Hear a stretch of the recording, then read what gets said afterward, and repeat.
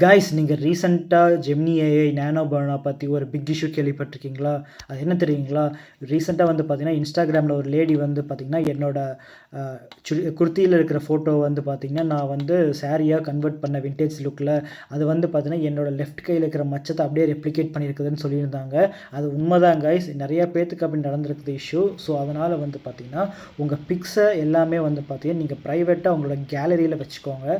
தயவு செஞ்சு வந்து பார்த்தீங்கன்னா, நீங்கள் வந்து நான் விண்டேஜ் லுக்கில் வந்து மாற்றுறேன் ஆர் வந்து பார்த்தீங்கன்னா காமிக்கில் இதாக மாற்றுறேன் அப்படின்ட்டு வந்து பார்த்தீங்கன்னா, நீங்கள் வந்து எதுலேயுமே அப்லோட் பண்ணாதீங்க. ஈவன் சாட் ஜிபிடியாக இருக்கட்டும், ஜெமினி ஏஐயாக இருக்கட்டும், நீங்கள் டீப்சீக்கு எல்லாத்துலேயுமே மாற்றலாம். ஓகேங்களா?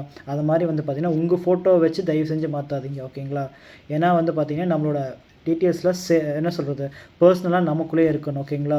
நம்ம பாடியை போய் அந்த ஏஐ வந்து ரெப்ளிகேட் பண்ணுது. நம்ம பாடியில் மோல் இருந்தாலும் சரி, மச்சம் எதாக இருந்தாலும் சரி ரெப்ளிகேட் பண்ணுது. அதனால் தயவு செஞ்சு கேர்ஃபுல்லாக இனிமேல் யூஸ் பண்ணுங்கள். இந்த இன்ஃபர்மேஷன் பற்றி பார்த்தீங்கன்னா, உங்களுக்கு தெரியாது அப்படின்னா வந்து பார்த்தீங்கன்னா தெரிஞ்சுக்கோங்க. இந்த இஷ்யூ பற்றி உங்களுக்கு என்ன தெரியும் அப்படின்னு வந்து பார்த்தீங்கன்னா கமெண்ட் பாக்ஸில் மென்ஷன் பண்ணுங்கள். And thank you so much.